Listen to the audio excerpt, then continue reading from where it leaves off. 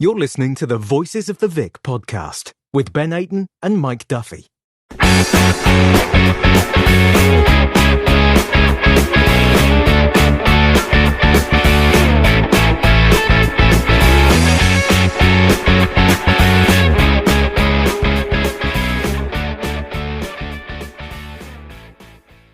Hello and welcome back to Voices of the Vic with me, Mike Duffy, and as always, Ben Aiton. Little bit disappointing to start the podcast this week. We've not come in off the back of a win or a draw. We've come in off the back of a 1-0 defeat to Reading. Ben, other than the result, how has your weekend been? Very wet. Yes. It's been horrible weather-wise, hasn't it? It's not stopped raining here I live in Hemel Hempstead. Yeah, not actually. It's not stopped raining. So yeah, I've not really been able to go out and do much. I was looking forward to like a nice walk around my local park, Gabrish Park, but that's actually submerged at the moment. I just drove past it and it's underwater. So other than that, disappointing result yesterday. Well, I wouldn't say disappointing, more frustrating. It was just just nothing happening in the final third. Apart from that, it was a decent enough performance. We just weren't clinical enough in front of goal, which we'll probably talk upon now. But yeah, how was your weekend, mate? Yeah, it's good. I'll be honest. I've not been very well this week. I've come down with a cold. No, not Corona. I've come down with a cold. Okay. Common cold. You know, all of that jazz. But I'm in Birmingham as we speak at the moment, and my hotel room is currently looking onto the runway of Birmingham Airport. So it's actually quite a scenic view. So I'll take that. But I'm feeling much better. But unfortunately, the lads couldn't make me feel even better yesterday by winning. We, as you said, we did come in off the back of a loss to Reading. So as always, Ben, we'll start at the very, very beginning. We'll start at the team news. I believe there was 2 changes, and the 2 changes was Sema and Cleverley were dropped to the bench due to minor muscle strains that was sustained in training. And then, first of all, how was you feeling once that starting 11 come out?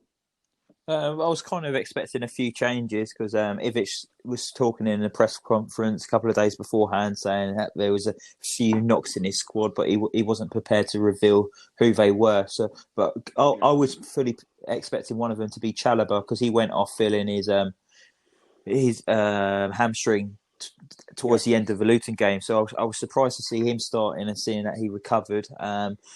I was shocked to see it was Cleverley because he was immense against Luton, so I thought we was really going to miss him. And also Sema, it was a bit of eyebrows being raised with them to come in with minor knocks for them. But you can see if ever got minor knocks, you don't want them starting. I preferably probably wouldn't even have them on the bench if I had minor knocks. You saw Cleverley come on and his hamstring was very heavily taped up, wasn't it? So you could tell he wasn't 100% fit. But look, this is why we're in a transfer market now to try and get some players in because we do have a small squad still. Yes, we've got lots of players on our books still, but the players to Ivic's disposals is quite small still. So that's probably why we saw Cleverley and Sema still be on the bench yesterday, and both came off the bench.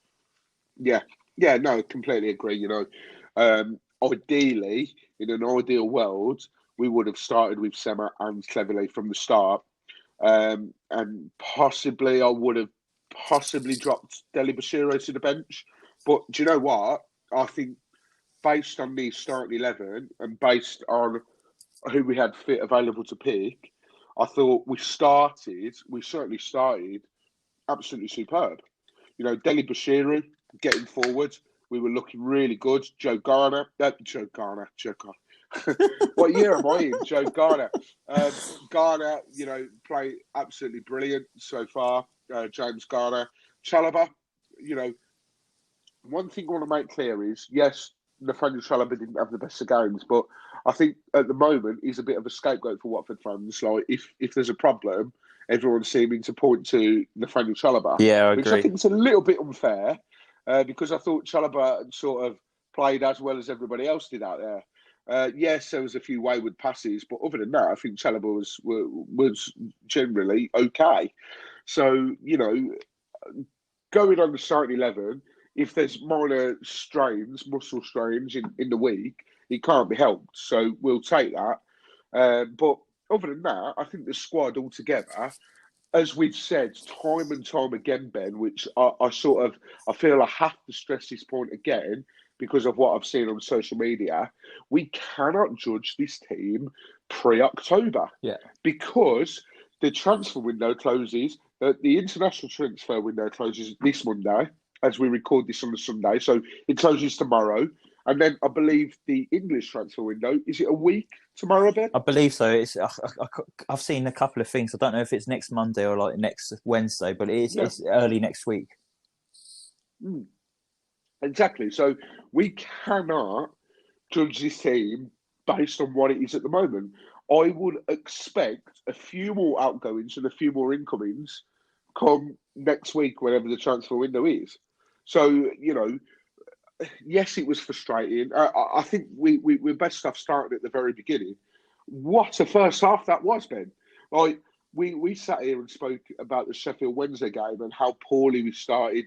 And it was a bit like the Nigel Pearson days when we'd start very poorly and then we'd come out all guns blazing in the second half. But it was quite the opposite this weekend, Ben. We started absolutely brilliantly. We was creating chances. Like the passing movements, and in terms of all-round game, we were on top of Reading for the first half easily. Yeah, I thought we was quick out with blocks. We started very bright. I thought first minute, I think we was in behind. Sar got in behind after Pedro played him in. A few minutes later, there was a good play from Lukaku down the wing. Found Femini a low cross into the box, and then Lukaku shanked it wide. The early signs were there. Reading was shaking with back. They kept trying to play it out with back as well, and we was pressing high and winning the ball back. I think we won it a couple of times in the penalty area, but I don't think it was quick enough to try and actually get it into a penalty box. So I was putting pressure on the Reading defence, wins the ball and drives at the Reading defenders.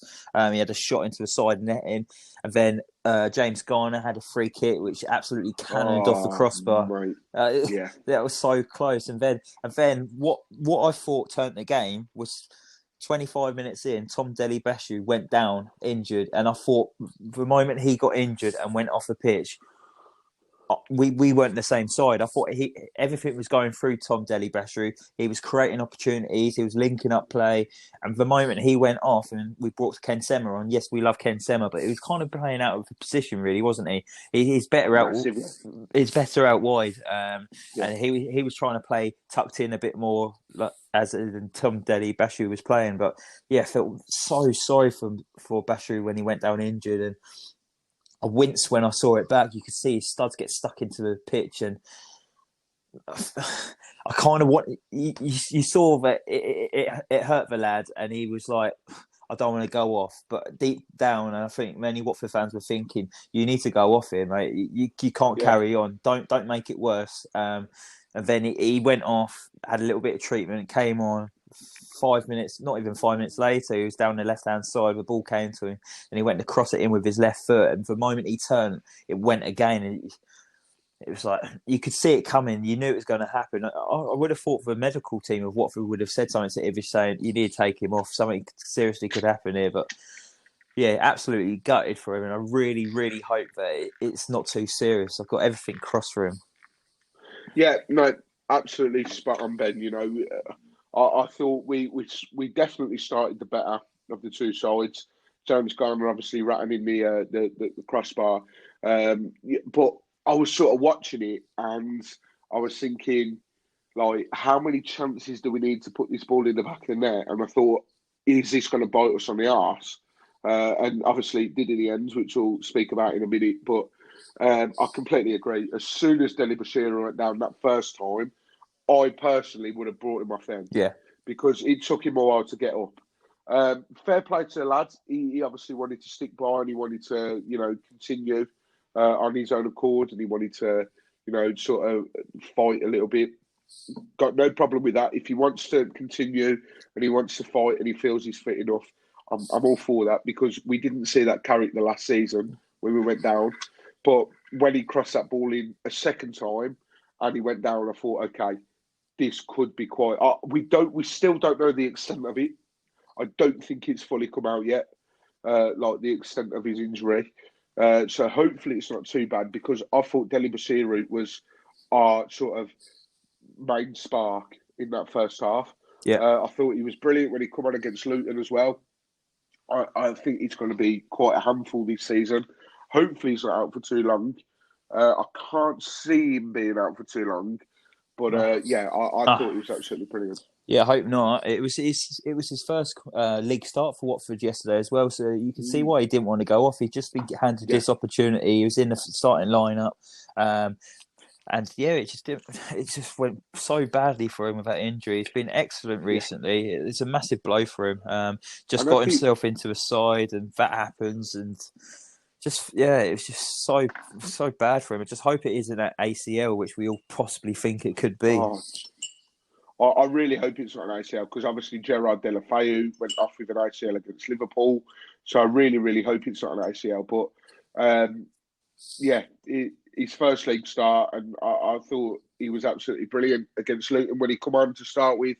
So for his first league start to end in injury, we're absolutely gutted for him. And, you know, on the off chance that he is listening, Tom, if you are listening, you know, we really, really do hope that you are back soon. But Ben, it was so frustrating that first half.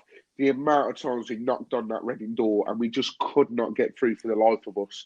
I was sitting there and I was watching it with my brother and sister. It was my brother's birthday at the time, so happy birthday, Cam, if you're listening. But for yesterday, but we were sort of watching it, and I said to my brother and sister, I says, I think if we don't put one of these away, it's going to come back to bite us. And it did just that, Ben. We were absolutely superb in terms of on top in the first half. That second half, what the hell happened? Like, we just let Reading into the game. Yeah, we did. We just had no cutting edge. We weren't clinical enough in front of goal in that first half, and then it just showed 41 minutes on the clock. And I think there was a pulled ball out from Chalobah down the right hand side, and it just fell to a midfielder of the Reading guy. He played it to Puskas in the box. He turned, took a deflection of Cathcart. Foster was diving the opposite way and just went past him in slow motion, and the goal was so undeserved and completely against the run of play. It took the stuffing out of us when that went in. Do you know what, Ben? That is a championship, and do you know who set it up? Everyone before the start of the game. Obviously, you did a superb job, and you spoke to the Elm Park Royals podcast in a week. And guys, if you haven't listened to it, I know the game's gone now, but go back and listen to it. He's on our Twitter. Ben did a sterling job, but they said they've got their third choice left back, and I think his surname was Holmes. Yes, I can't remember what the first name was, but it was his pass. And to be honest, I don't even think his pass was aimed for Puskas. It was just right. I'll just get this in the box, and it's come to Puskas. He's hit it. It's hit Cathcart, and he's gone in. So you know, I can't be too harsh on Foster, but. It's an avoidable goal, and it was completely against the run of play. So, you know, obviously we're going to be disappointed. And to concede a goal against the run of play, it completely knocked the wind out of our sails. Like, you know, I thought, okay, it's not going to wind out of our sails. It's early doors, second half. We can get back in this. But I think ever since they scored that goal, Reading just grew in confidence, Ben. Yeah, definitely. They was knocking on the door a little bit. I think it was just before they scored, they had opportunities. I think there was a ball that went over a bar, a couple of saves from Foster, and then there wasn't really anything second half. They didn't do anything. They had what they wanted. They had the 1-0 lead. They could sit back and defend it, and I didn't think we really troubled them at all to try and get. Did we even have a shot on target? We did have a shot on target. I believe it come in the 60-yard minute. I think it was João Pedro. We also had a goal disallowed as well. Ken Sema put the ball in the back of the net, and apparently it was a foul on Michael Morrison. Wasn't a foul.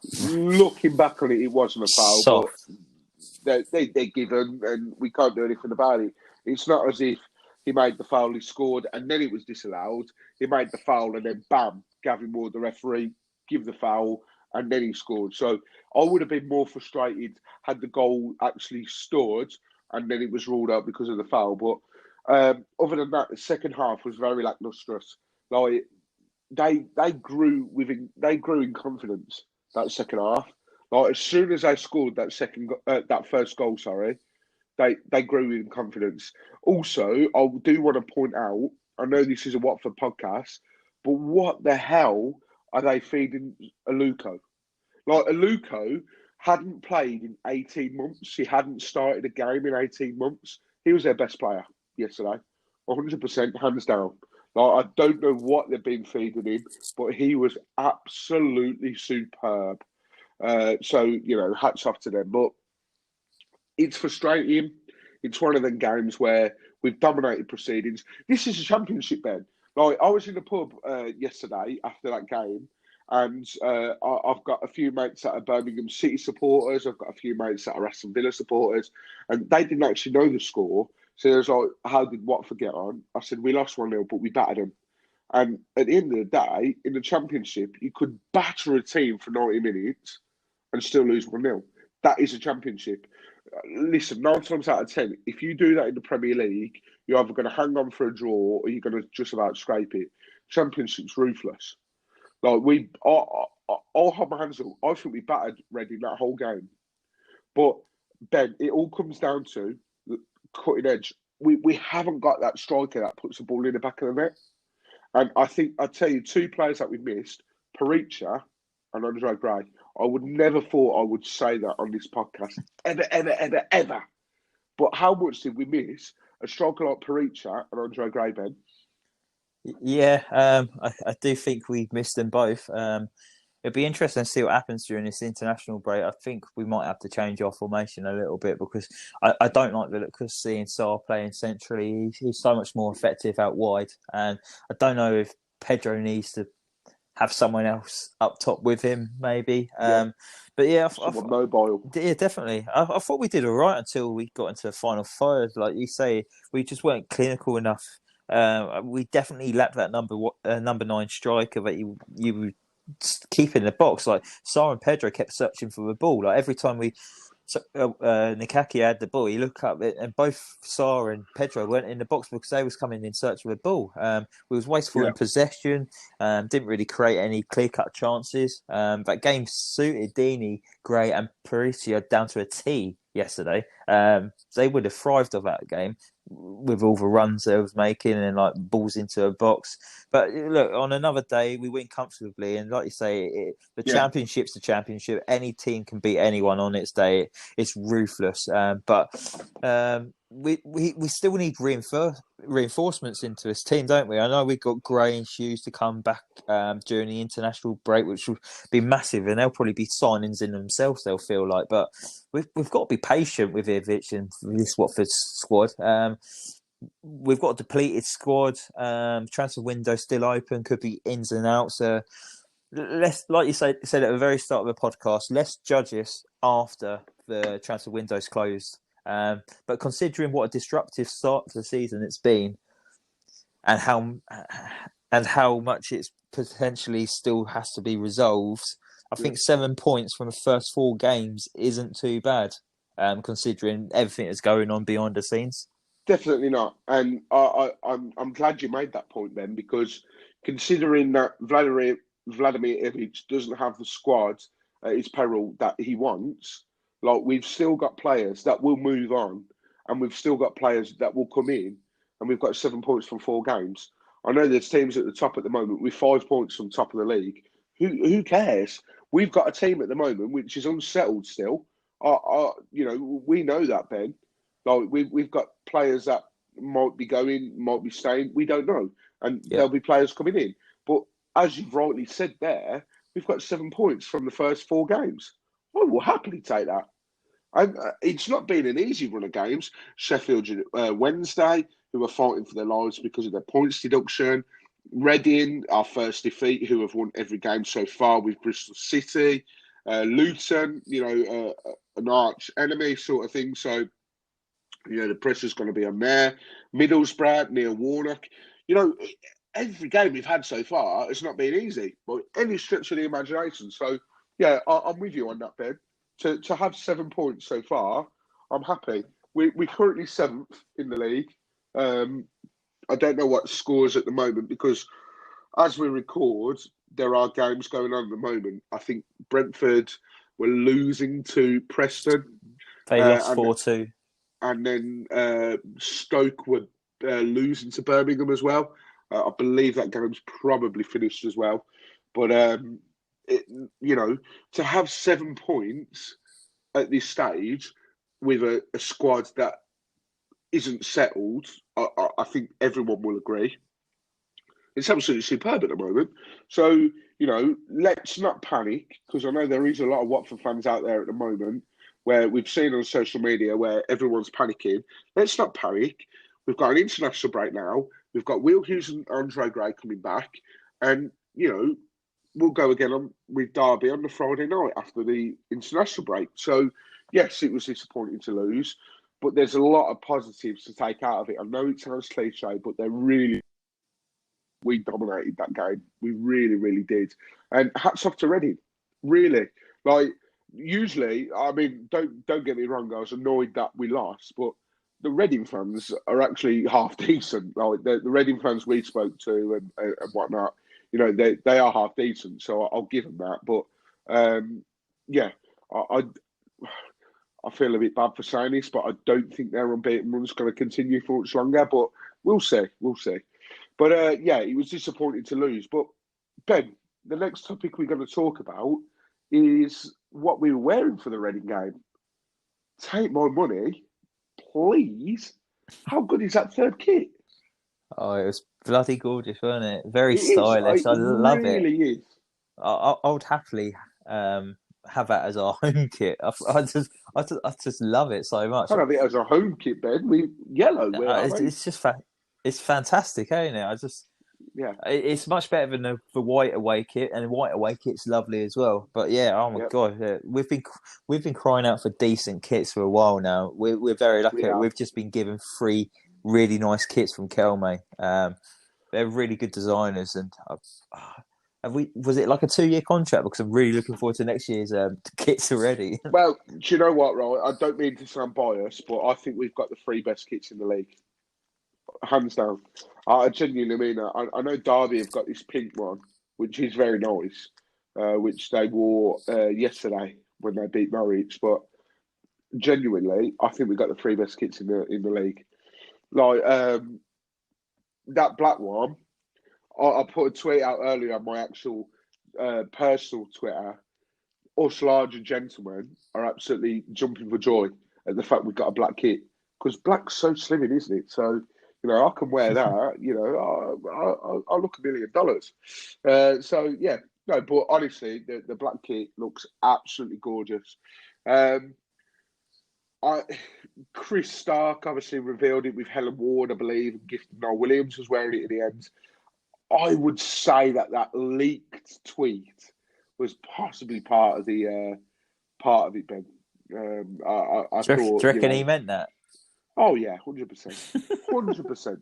If he did it, he absolutely crapped his pants, didn't he? When he got a message back from Watford saying, "Can you delete that tweet?" Yeah, can you delete that tweet? You're never coming on Hard Life ever again. In fact, we're going to tag him in this, and hopefully he listens. And Chris, if you do listen, let us know if that was actually part of the plan or not. Absolutely brilliant third kit. It's the first time we've had a third kit in. In fact, I'm going to actually throw this out there. In my lifetime, that's the first time we've had a third kit. What about you, Ben? I can't recall one. I can't recall one. We might have had one. I think a couple of seasons ago when we was in the Prem, I think we did wear another kit, and it was the green away kit, which we had the following season. I don't think they sold it in the shops. I don't know if you can count it as that, but I think you're on about the green one in the FA Cup final season. We wore the next season against Newcastle, because if we'd had worn our away kit for that season, it would have clashed. And if we wore our home kit, well, if we wore our home kit against Newcastle, I don't see what the problem is. But I think it was more a marketing ploy. But I was hoping you'd pluck one out from the archives there, Ben. No, that's all I can think about. Back in the black and white days when you used to watch them when you was a kid, right? I thought you'd plug out one of the... I used to put money in the TV to watch it back then. Exactly. But very stylish kit. Really, really happy. Training wear at the moment as well is absolutely brilliant. Even the goalkeeping kit. Yeah, the camouflage kit as well that the boys warm up in is absolutely superb. I think Santa's going to be busy this year, ain't he? Oh, he is indeed. But now that we've talked about the kit and now that we've talked about the result, I think it's probably best to talk about some possible incomings and outgoings. So the first outgoing that we know of, it looks as if Kiko Feminea, who obviously started yesterday, is actually set to stay, despite having the interest from his old club, Alaves, Getafe, Valencia and Eibar, and as well having interest from abroad in the form of Spartak Moscow. Now, Ben, I don't know how you thought his performance went yesterday, but I think he's more of a winger than he is a defender. Do you agree? Yeah, we've said about this before in other podcasts that we see him more as a winger. But yesterday, I didn't think he had the best of games. He's so much more effective over on the right-hand side than the left-hand side.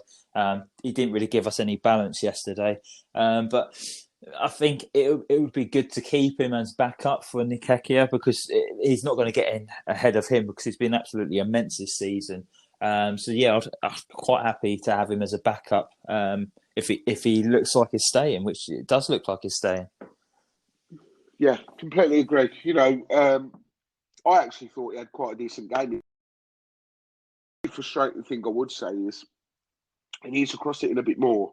He had that shot as well, which was blocked, and it looked like the keeper was diving completely the wrong way. So who knows where that would have gone if it wasn't blocked. But I actually think he'll strive in this division. I really, really think he will do very well in this division.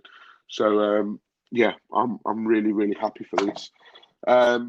Another guy who we look to be bringing in is a Barry Douglas from Leeds United, Ben.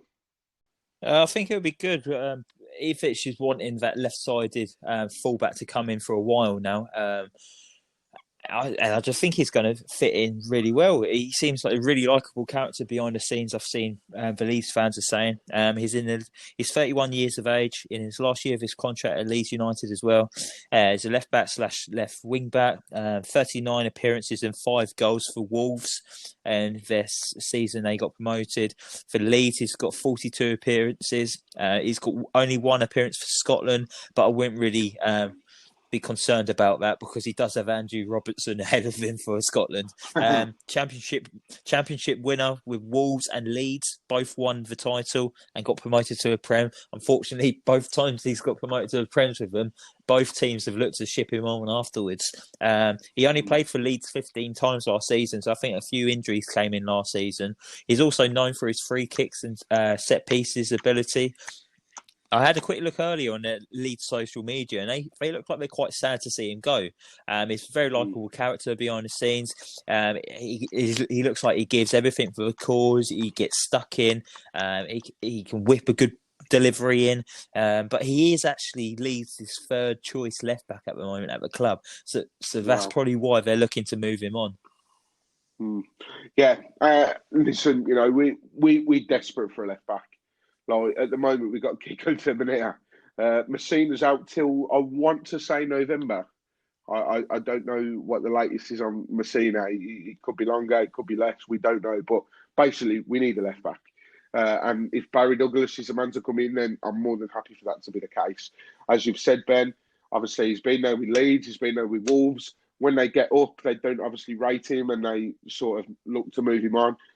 At the moment, we are in the position of what Leeds and Wolves would have been when they actually first signed him in the first place. So in terms of getting us up, he's got that prior experience, so I'm more than happy for him to come in. Another sort of area sticking to the left side in terms of a winger, we've got the left winger who it's sort of come about tonight, I think, Ben, as we record this on a Sunday. That's certainly when I've seen the tweets today, is it looks as if we're actually leading the race to sign Christian Atsu on loan from Newcastle, who's a left winger, Ben. And how much do we need a winger, Ben, from that left side? Yeah, I do think we're lacking wingers in depth at the moment. We haven't really got any on the bench. You'd probably have Ken Sema as a backup winger. Penaranda as well, but Penaranda's not been getting into the 18 squad list for league games. So, yeah, we definitely are lacking in that position. And I've seen a few people saying, "Oh, is that Sarr's replacement?" He's no way going to be replacing Sarr. He's not in the same league as him. But yeah, Christian Atsu on loan. He's also in the final year of his contract, I've seen. So I imagine it's probably be a loan to the end of the season, and then with his contract being up, we could offer him a new contract. I do like the look of him. I liked him in the 2014 South African World Cup. Was it South African World Cup 2014? Or was that Brazil? But either so, 2014 was South Africa, I believe. South Africa, yeah, he really stood out for me. He was a massive star in that Ghanaian side, and they ended up doing quite well, getting to at least like the quarterfinals, I think. So he's definitely one to watch. He came through his academy at Porto, so came through a massive club. He's had spells at Chelsea. He was one of those youngsters that Chelsea loved to sign and send out on loan. I think he went on loan to 5 different clubs before finally finding his feet at Newcastle and joined them when they was in the Championship. And look, my only question mark over Atsu is I've said to you before we started recording, his figures for a winger don't look great. I think he's only scored 8 goals as a winger for Newcastle. I don't think it's a massive amount. You kind of want a bit more for the end product. Yeah, no, completely agree. Figures wise, doesn't look great, but listen, you know, he's been at the clubs he's been at for a reason. You know, you don't get to play for the pedigree of clubs that you've just sort of reeled off and not be half decent. I think he did very well in the Championship. You know, I believe he played a fair amount of times last season in the Premier League, didn't he? Yeah, I think he started about 15 times last season for Newcastle and had 3 assists. So that's not too bad. 3 assists in 15 games, but yeah, Championship's probably more his level. He's probably a bit out of depth in the Premier League, but if he comes down, I think he could do all right. I don't know if he's going to be a starter, but it'd be interesting to see. Well, I'm not sure about him now, with him being a little bit older, but when I first started seeing him, he was absolutely rapid. So it'd be interesting to see if he's still got that lightning pace that I saw a few years ago. Yeah, no, completely agree. And hopefully we actually get this one over the line. Like I say, we've only read it on the Chronicle Live. I think we've read it at the moment, and sort of Newcastle-based papers and Newcastle-based accounts. I think it's also been reported on the Watford Observer as well. So, listen, it might even go ahead. So we could be saying all this and it'd be a load of rubbish. But, yeah, we will see. And if it goes over the line, then brilliant. I can't believe I'm about to say this. You know, sort of last time I felt this way is when we were linked with Yaya Toure, which sort of at the time seemed a bit crazy. The fact that I was talking about Yaya Toure coming to Watford. Another player, and I can't believe I'm about to say this, but another player that's been linked with us, Ben, is no other than Mario Balotelli. Yeah, I don't know how I feel about this one. On his day, he could be world class, couldn't he? We saw signs of it at Man City, but he's very disruptive, and I don't think he's the kind of mentality you need when you're trying to get out of the Championship. I can't even see Ivic really wanting him in his Watford team. I think he wants young, hungry players, not people coming with a bit of an attitude issue, and could kick off any moment. It'd be interesting to see him and Troy Deeney, though, wouldn't it? Yeah, no, it's like the weirdest. You know, we spoke about the Yaya Toure link like before, and I felt a bit sort of bad, sort of posting that on Twitter But the fact that he said I'd be open to any Premier League and Championship, I thought, right, okay, I'll post it. But like Balotelli, that just seems like, almost as if like he's sort of teasing me, thinking, okay, who can I get to tweet this? Well, we'll get a Watford podcast to tweet this about me joining Watford. But we've been linked with him before. I wouldn't sign him. I know on his day he can be class, and he's had his good times, but I just think it's a recipe for disaster, and I think it's probably that link is probably best left where it came from. So we've covered it because it's come up in the sort of social media, but we'll leave it at that. But we're actually going to finish some. Just before quickly, before you move on to what we're going to end on, I've just refreshed Twitter and I've seen another possible outgoing of Watford. Pochettino is expected to travel to Italy tonight to complete a return to Udinese. So that's been on the cards for a few weeks as well. There's been links of it. It went quiet, didn't it? Yeah, they've said that before, and he didn't go. So. Yeah, listen, I feel so bad for Passato. We come in, obviously, the club were in the middle of a crisis. We were sort of really rubbish. Passato's come on first game and sort of won us a point straight away. Hertfordshire Mercury did a piece. I think we spoke about this in a podcast previously, but I'm going to bring it up again. Hertfordshire Mercury did a piece on him and called him a flop, which I really was not a fan of. Like, how dare they call him a flop? Like, he come on first game and he literally, like, he won us a point. If it wasn't for him, we would have lost that game. Yeah. So, yeah. But I think, listen, he's played one game so far this season. He played the Newport game, and I just think things haven't worked out for him. Listen, when the Pochos first come in, how many players did they actually transfer over to us that didn't work? They almost sort of seemed to sort of get that sort of link quite right. So they didn't send as many players over, and the players they sent over worked.